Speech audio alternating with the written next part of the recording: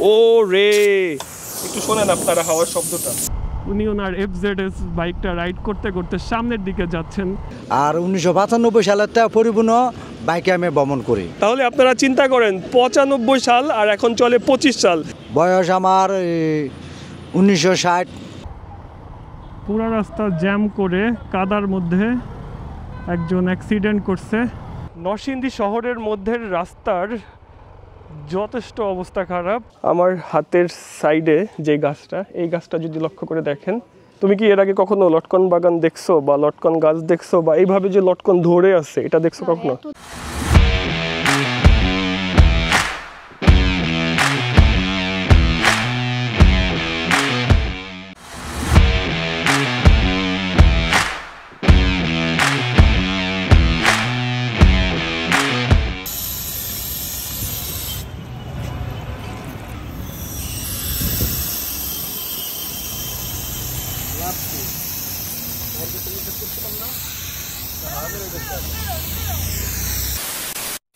আজকের ভিডিওটা ফার্স্ট থেকে যে ব্যাপারটা আপনারা দেখছেন যে টায়ারের মধ্যে একটা পেরেক ঢুকছে, এটা আমি 2 দিন আগে দেখছি। বাট পেরেকটা যখন আমি বের করার জন্য চিন্তা করি তখন আমাকে ওই গ্যারেজ থেকে বলে যে ভাই এটা বের করে না। তারপরে আমি বলি যে ভেতরে জেল দেওয়া আছে, তো এটা বের করে ফেলি। বের করে ফেলার পরে 300 ফিটে আসতে না আসতে আবারও একদম হাওয়া জিরো হয়ে গেছে। তবে এত বড় একটা ব্রেক ছিল যেটা আপনারা হয়তো ভিডিওতে দেখছেন। ভাই হাওয়া দেন তো দেখি কি অবস্থা।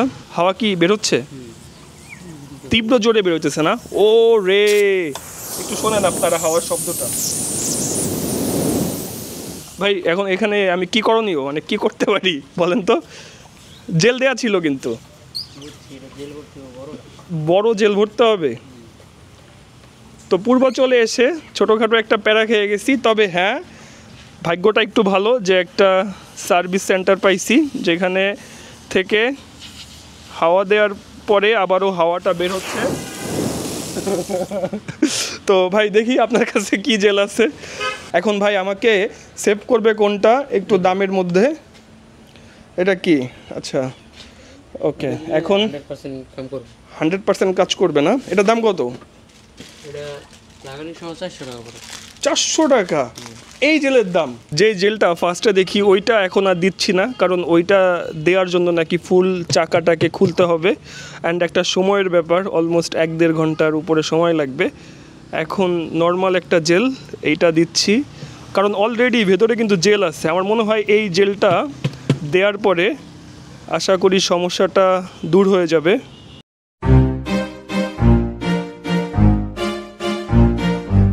দুইটা টায়ার জেল দেওয়া হয়েছে এই বাইকটাতে অ্যান্ড এইখানটাতে লিকটা ছিল। এখন আর হাওয়াটা বের হচ্ছে না, আশা করি এখন শঙ্কামুক্ত।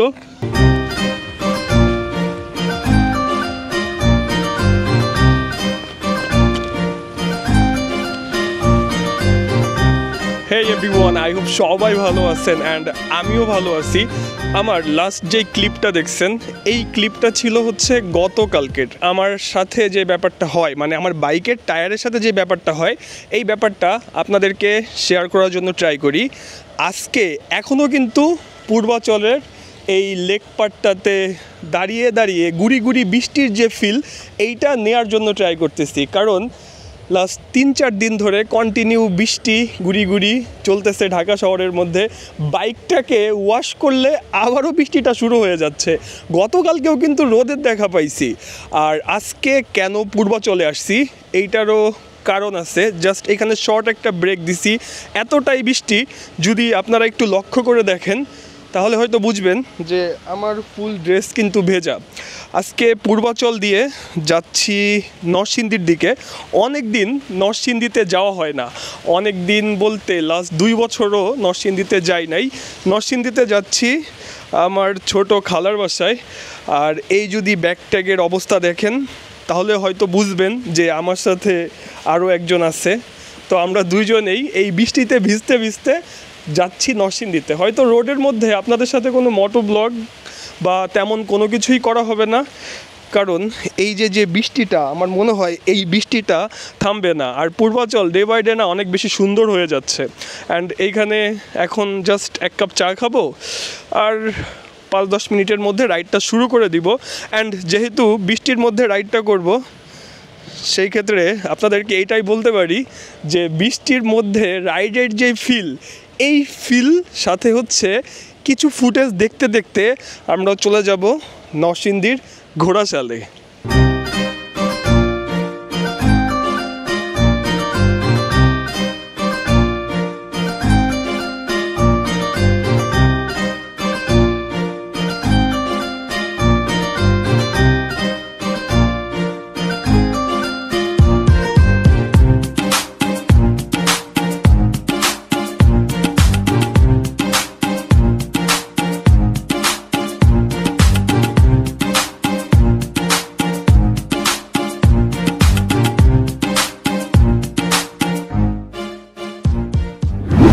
নরসিংদীতে এসে যাদের সাথে হচ্ছে ফার্স্ট দেখা, ও হচ্ছে রিফা আর ও হচ্ছে রিদি।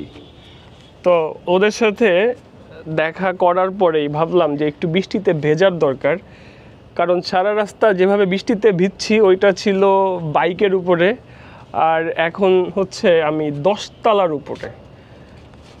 10 তলার যেই প্রাণ আরএফএলের বড় যে বিল্ডিংটা আছে, তো এই এরিয়াটা আমার কাছে সবসময় ভালো লাগে। অ্যান্ড এইখানে যে কতবার আসছি আমার একটু মনে করে দেখতে হবে। এখানে অনেক বড় সোলার প্যানেল, হয়তো কারেন্ট চলে গেলে এই সোলার প্যানেলের মাধ্যমেই সবার বাড়িতে বিদ্যুৎ থাকে। আর যদি এই সামনের ভিউটা একটু লক্ষ্য করে দেখেন, গুড়ি গুড়ি বৃষ্টি পড়তেছে, ওই সামনে একটা রেলওয়ে স্টেশন। অ্যান্ড এইখানে প্রাণ আরএফএলের যতগুলো প্রজেক্ট আছে এইগুলাই দেখা যাচ্ছে। একটু পরে এখান থেকে সরো, পড়ে গেলে কিন্তু অবস্থা খারাপ। ঘোড়াশাল ব্রিজের আগে থেকে কিন্তু এই প্রাণ আরএফএলের বিল্ডিংটা দেখা যায়। আর যদি আমার সামনে আপনাদেরকে দেখাই, এইখানে অনেক ধরনের কর্মযজ্ঞ চলতেছে। অ্যান্ড ফুল এরিয়াটা কিন্তু প্রাণ আরএফএলের। এই সাইডে আরও কিছু ফ্যাক্টরি দেখা যাচ্ছে। সো যেহেতু বৃষ্টি আসতেছে, এখন যে কাজটা করতে হবে, হয়তো এই বৃষ্টির মধ্যে আরেকটু ভেজার ফিল নিব। অ্যান্ড এরপরে যদি সময় থাকে, আজকে যদি বের হই, তারপরে আপনাদের সাথে মোটর ব্লগ বা নরসিংদী শহরে যাওয়ারও প্ল্যান আছে। সব কিছু ডিপেন্ড করতেছে এই বৃষ্টির উপরে।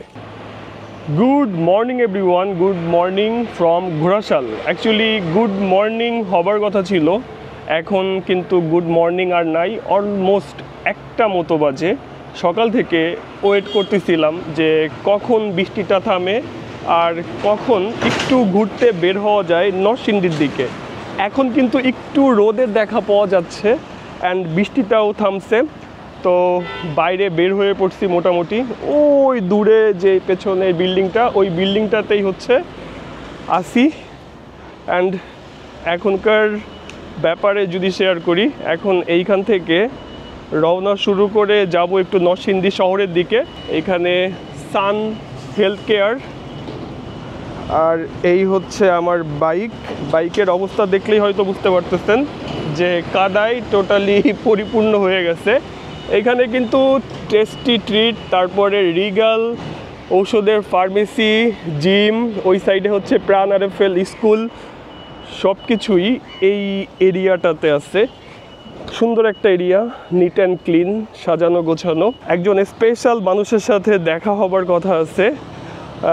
উনি শুধু আমার জন্য স্পেশাল না, বাইকিং কমিউনিটির জন্য উনি অনেক বেশি স্পেশাল। তো ওনার সাথে আপনাদেরকে আজকে পরিচয় করাই দিব। নরসিংদী শহরের মধ্যে রাস্তার যথেষ্ট অবস্থা খারাপ। এখানে একটা ফ্লাইওভার হচ্ছে অ্যান্ড রাস্তার কাজ চলতেছে, বাট আমার কাছে যে ব্যাপারটা মনে হচ্ছে অনেক ধীর গতিতে রাস্তার কাজ চলতেছে। নরসিংদীবাসী খুব একটা ভালো নাই এই রাস্তাঘাটের দিক থেকে। যথেষ্ট ভাঙাচোরা রাস্তা, তার সাথে কাদা দিয়ে একাকার। বড় একটা ফ্লাইওভার হচ্ছে, হুটহাট করে যখন তখন ইজি বাইক, অটোরিকশা চলে আসে। এই ব্যাপারটাও খুবই পেইনফুল একটা ব্যাপার। আর রাস্তার অবস্থা দেখলে আপনারা হয়তো বুঝতে পারতেছেন, নট অনলি এতটুকু রাস্তা, পেছনে আরও সেম রাস্তায় ফেলে আসছি। আঙ্কেল আসসালামু আলাইকুম। আচ্ছা আচ্ছা। তুমি বান্দরবান যাও বগা লাগা ঘোড়ার সাথে আমি অনেক ঘুরে আমাদের মাত্র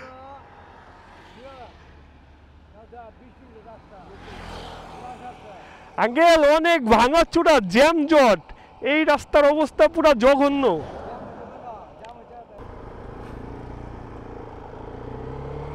আঙ্কেল অনেক সুন্দরভাবে বাইক রাইড করেন, এইটা পেছন থেকে খুব ভালোভাবেই আমি ফিল করতেছি। সবসময় কোনো একটা জেলাতে গেলে ওই জেলার ভাই ব্রাদারের সাথে দেখা করা হয়, হয়তো তারা আমার থেকে একটু জুনিয়র থাকেন বা আমার মতো সেম এজের থাকেন বা আমার থেকে সিনিয়র, বাট এই সামনের যেই আঙ্কেল মোমেন আঙ্কেল, তো ওনার ব্যাপারে যারা জানেন তারা তো জানেনই, আর যারা না জানেন জাস্ট আপনাদেরকে এতটুকু ইনফরমেশন দিয়ে দিই। ওনার এজ কত জানেন? ওনার এজ হচ্ছে 66+। তো এমন একজন মানুষের সাথে দেখা করতে পেরে আমার কাছে যথেষ্ট ভালো লাগতেছে। ফার্স্ট টাইম ওনার সাথে আমার দেখা হয় বগালেকে, বগালেক থেকে একটু পরিচিত হই, বাট ওনার সম্পর্কে অনেক আগে থেকেই আমি জানতাম। ফাইনালি ওনার পেছনে রাইড করার একটা সৌভাগ্য আমার হয়ে গেল। আর 66+ কারো এজ, তার সাথে বাইকিং নিয়ে গল্প, বাইকিং নিয়ে আড্ডা, ঘুরতে যাওয়া বা তার পেছনে বাইক রাইড করা, একজন বাইক প্রেমী, তো সব কিছু মিলিয়ে আজকের এক্সপিরিয়েন্স অ্যান্ড আজকের দিনটা আমার জন্য সত্যি কথা অনেক বেশি স্পেশাল। মোমেন আঙ্কেলের সাথে বাইক রাইড করে একটা জায়গাতে যাওয়া বা ওনার সাথে দেখা করা, কথা বলা, এই ব্যাপারগুলো কখনো হয় নাই, আমার চোখেও কখনো পড়ে নাই একজন এত এজের মানুষ বাইক প্রেমী। জাস্ট দেখেন কত সুন্দরভাবে উনি ওনার FZS বাইকটা রাইড করতে করতে সামনের দিকে যাচ্ছেন। অ্যান্ড উনি কিন্তু বাংলাদেশের 64টা জেলাও কমপ্লিট করে ফেলছেন অলরেডি। আজকের দিনটা অবশ্যই আমার জন্য অনেক বেশি স্পেশাল। গাবতলী বাজার, শিবপুর, নরসিংদী। গাবতলী কিন্তু ঢাকার গাবতলী না, এটা নরসিংদীর গাবতলী। ফার্স্ট টাইম নরসিংদীতে যে একটা গাবতলী আছে এটার ব্যাপারে জানতে পেলাম। এখন যাচ্ছি নরসিংদীর অন্যতম জনপ্রিয় লটকন বাগানে। লটকন উৎপাদনের দিক থেকে কিন্তু নরসিংদী সবসময় টপের দিকে থাকে। ফাইনালি একটা লটকন বাগানে দাঁড়ানো হয়েছে। এই ফুল বাগানটাই হচ্ছে লটকন গাছ দিয়ে ভরা, তবে সব গাছেই এখন লটকন নাই। আমার হাতের সাইডে যে গাছটা, এই গাছটা যদি লক্ষ্য করে দেখেন অনেক বেশি লটকন দেখা যাচ্ছে। অ্যান্ড পেছনে আরও একটা গাছ, এই গাছেও আছে, তারপর এই গাছটাতেও আছে। তো এই ফুল বাগানটাই হচ্ছে লটকন বাগান। হয়তো আরও অন্য যে গাছগুলা, এই গাছের লটকনগুলাকে পেরে ফেলা হয়েছে বা সিজনটা মোটামুটি শেষের দিকে, বাগানটা একটু নিভু নিভু। আর আজকের ওয়েদারটাই যেহেতু এমন, আর ফাইনালি চলে আসলাম ভেতরের এই গাছটার কাছে। এইখানে যদি আপনারা লক্ষ্য করে দেখেন ফুল গাছ লটকন দিয়ে ভরা। তো লটকন বাগানে বা লটকন গাছ কিন্তু আজ পর্যন্ত ওইভাবে লক্ষ্য করে দেখি নাই। এই নরসিংদী নিয়ে বা নরসিংদীর লটকন বাগান নিয়ে অনেকের অনেক ধরনের প্রশ্ন থাকে, কমেন্ট থাকে। তুমি কি এর আগে কখনো লটকন বাগান দেখছো বা লটকন গাছ দেখছো বা এইভাবে যে লটকন ধরে আছে এটা দেখছো কখনো? এত দেখি নাই কিন্তু দেখছি। মানিকগঞ্জেও আছে? বাগান দেখি নাই কিন্তু গাছ দেখছি, কিন্তু এত যে ধরছে এত দেখি। এই লটকন বাগান থেকে ফাইনালি 4টা লটকন ছিঁড়ছি। এটা হচ্ছে এখন ট্রাই করব। আঙ্কেল আপনি একটা? এটা আমি আতর নিলাম, আমার এলাকা ওই আমাদের আঙ্কেলদের এলাকা, আঙ্কেল জাস্ট হাতে রাখছেন, বাট আমি ট্রাই করি।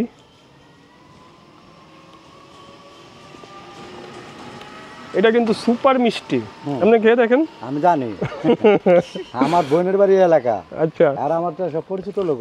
যথেষ্ট মিষ্টি লটকন, কিন্তু কিছু কিছু এলাকার আমি দেখছি যে একটু টক টক টাইপের হয়, বাট টক টক টাইপের হয়, একটু পাকলে কম পাকলে। আর আচ্ছা, বিশেষ করে সারা বাংলাদেশের মধ্যে সর্বোচ্চ হলো এই শিবপুর থানাতেই, নরসিংদী। এই নরসিংদী জেলা শিবপুর থানায় জয়নগর ইউনিয়নে এইদিকে লটকন বাগানটা বেশি। এতক্ষণ মোমেন আঙ্কেলকেই ফলো করে বাইক রাইডটা করার জন্য ট্রাই করতেছিলাম, অ্যান্ড রাইড করতে করতে এখন সুন্দর একটা জায়গাতে চলে আসছি। মোমেন আঙ্কেলের ব্যাপারে যারা জানেন তারা তো জানেনই, আর যারা জানেন না তাদেরকে কিছু ইনফরমেশন এখন শেয়ার করার জন্য ট্রাই করব। আঙ্কেল, আপনি বাইক রাইড করেন মানে কতদিন ধরে বিভিন্ন জায়গাতে ঘোরাঘুরি বা ট্যুর ট্রাভেল এগুলো করে থাকেন? বিশেষ করে ভ্রমণ করে আমি ক্লাস 5 হয়ে যখন পড়ি তখন থেকে। ক্লাস 5 থেকে? হ্যাঁ, তবে 12 বছর সাইকেল চালাইছি, সাইকেল চালায় পুরো জেলা ঘুরছি। আর 89 সালে আমি বাইক চালানো শিখছি। আর 1995 সালের তা পরিপূর্ণ বাইকে আমি ভ্রমণ করি। আচ্ছা, তো যে ব্যাপারটা জানতে পারলাম আঙ্কেলের কাছ থেকে যে উনি ক্লাস 5 থেকে ভ্রমণ করেন, তখন সাইকেল নিয়ে 64টা জেলা ঘুরছেন, না, আমার নিজ জেলা ঘুরছেন আর কি। আর এরপর থেকে উনি বাইক রাইডটা শুরু করেন। 95 সাল থেকে উনি বাংলাদেশের বিভিন্ন জায়গাতে ঘোরাঘুরি করতেছেন। তাহলে আপনারা চিন্তা করেন 95 সাল আর এখন চলে 25 সাল, 30 বছর ধরে আঙ্কেল বাংলাদেশকে এক্সপ্লোর করতেছেন। এই 30 বছর আগে আমার জন্ম হয়েছে কি না একটু সালের সাথে চেক করে দেখতে হবে। তো অবশ্যই আঙ্কেলের জন্য শুভকামনা থাকবে। অ্যান্ড এরপরে জানতে চাইবো আঙ্কেল, আপনি 64টা জেলার কতগুলা জেলা কমপ্লিট করছেন বাইক নিয়ে? হিসাবে সব জেলায় কমপ্লিট বলা যায়। তারপর আমার জানা মতো চাপাই আর শরীয়তপুর বাকি আছে। শরীয়তপুর আর চাপাই। আর যাবো কীভাবে 18 বার যদি পার্বত্য জেলায় যাই, আর অন্য অন্য জেলা যদি 4 বার 5 বার করে যায়, যাওয়া হয় না। এই আর কি। আঙ্কেলের সাথে একটা ব্যাপার মিলে গেছে, আমারও কিন্তু 62টা জেলা কমপ্লিট হয়েছে, 64টা হয় নাই। তবে বান্দরবন এরিয়া বা পার্বত্য জেলাতে আমি 18 বার গেছি কি না এটা আমার ভিডিও দেখে বা একটু গুনে মনে করতে হবে আর কি। আঙ্কেল, আপনি এখনও যে বাইক রাইড করেন, আপনার এখন এজ কত চলতেছে? এস মানে বয়স আমার 1960, 12 জুলাই আমার জন্ম। এখন 66 শেষ হয়েছে। 66 শেষ হয়েছে। 12 জুলাই আমার 66 শেষ হয়েছে। তাহলে মুক্তিযোদ্ধার আগেরও কিন্তু উনি, অ্যান্ড ওনার বয়স চলতেছে 66। উনি এখন পর্যন্ত যেভাবে বাইক রাইড করেন, ওনার পেছন থেকে আমি বাইক রাইডটা খুব সুন্দরভাবে ফলো করার জন্য ট্রাই করতেছিলাম। আমরা ইয়াং জেনারেশন বর্তমান বাইক হাতে পেলে কি হয়, হুট করে টান দিই, ভুং করে টান দিই। একটা দুর্ঘটনা কিন্তু সবসময় এই ছোটদের সাথেই হয়। 14 বছর 16 বছর নতুন বাইক কিনে দিচ্ছে বাসা থেকে, অ্যাক্সিডেন্ট হয়ে একটা বড় ধরনের কিছু হয়ে যায় আর কি। হ্যাঁ, তো আঙ্কেলের পেছনে আমি বাইক রাইড যতক্ষণ করলাম আমার কাছে মনে হচ্ছিল যে ওনার সাথে যদি একটা লং রাইড দিতে পারতাম, সেই ক্ষেত্রে ওনার কাছ থেকে অনেক কিছু শেখার আছে আমার, যেহেতু উনি এত সিনিয়র একজন রাইডার। তো আঙ্কেল, ইয়াং জেনারেশন বা বর্তমান যেই রাইডাররা আছেন তাদের উদ্দেশ্যে আপনার কি বলার আছে? তাদের উদ্দেশ্যে একটাই বলবো, নিজের জীবন নিজের চিন্তা করতে হবে, নিজের বাইকের চিন্তা করতে হবে, এবং রাস্তা যে নিয়মটা মানা সেই নিয়মটা মেনে চলতে হবে। যত ওভারটেক করা যাবে না, যথায় তথায় স্পিড বাড়ানো যাবে না, বাড়ানো ঠিক না।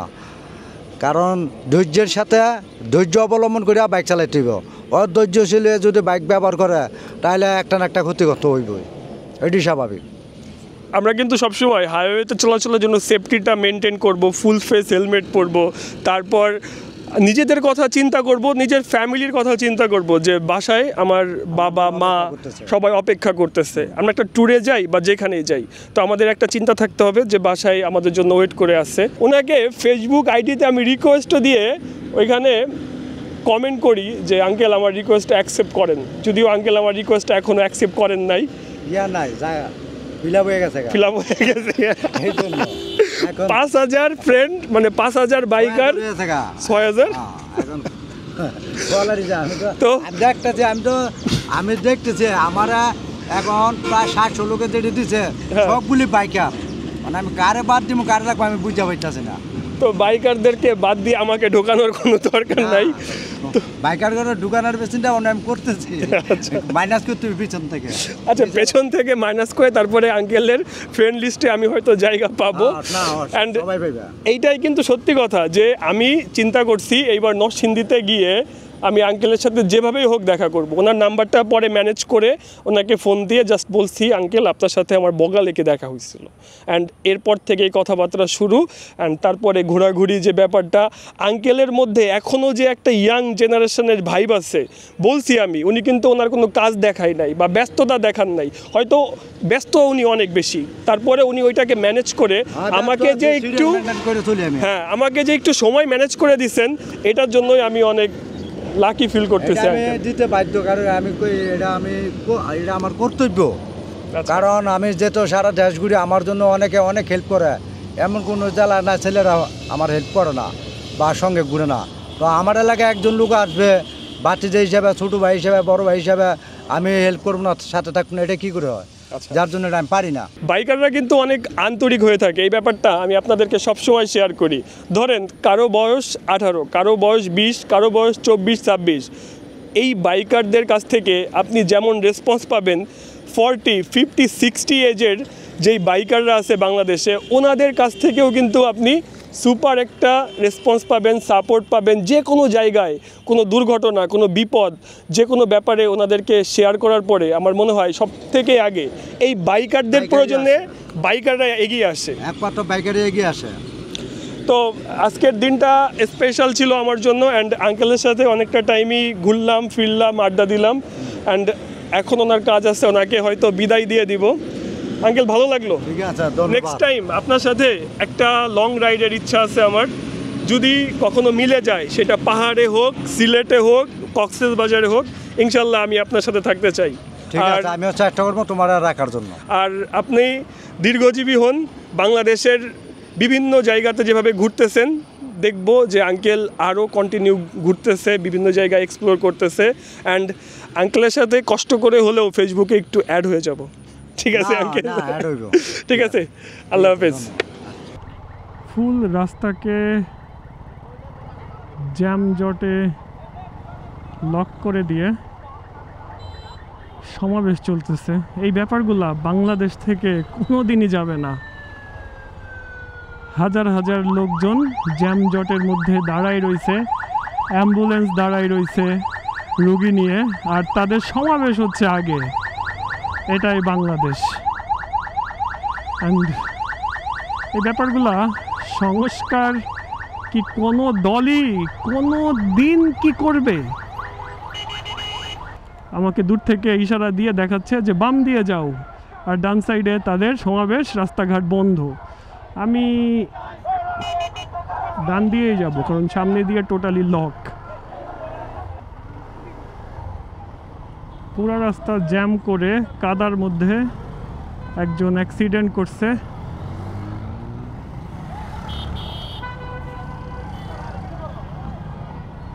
কারো মাথায় কোনো হেলমেট নাই, ঠাস করে পড়ে গেল। কিলোর পর কিলোমিটার জ্যাম। চাচা দেখি দেখেও না, একটা মোটরসাইকেল আসতেছে।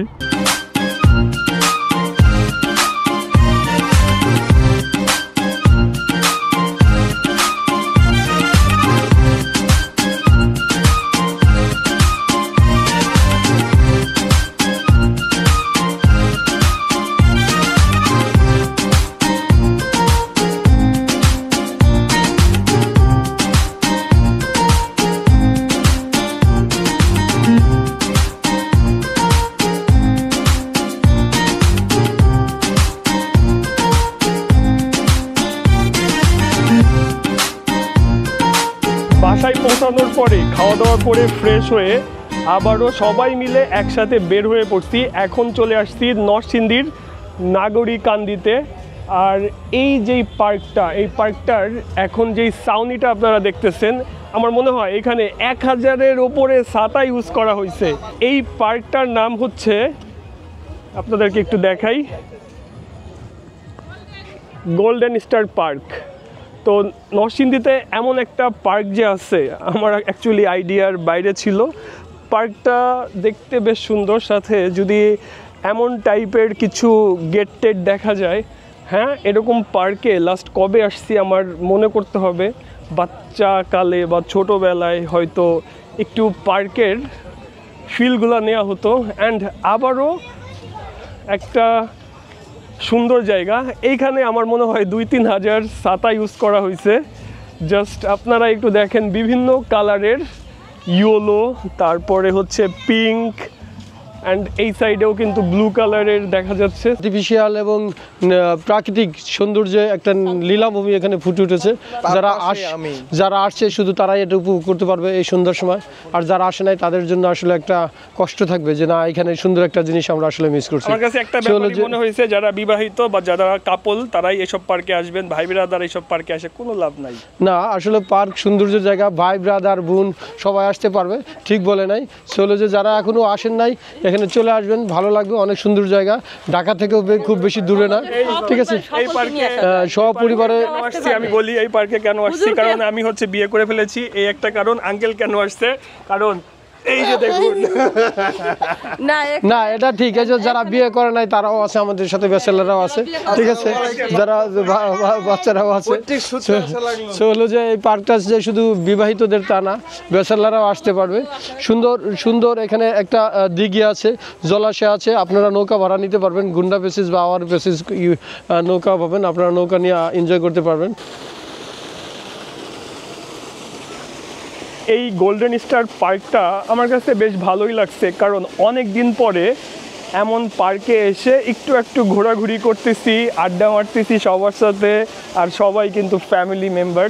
তো একসাথে এইভাবে অনেক দিন পরে ঘুরতে আসা হলো। ভিডিওটা আমি এখানে শেষ করি, সবার সাথে কথা হচ্ছে নেক্সট ভিডিওতে। সবাই ভালো থাকবেন, সুস্থ থাকবেন, টাটা বাই বাই, আল্লাহ হাফিজ।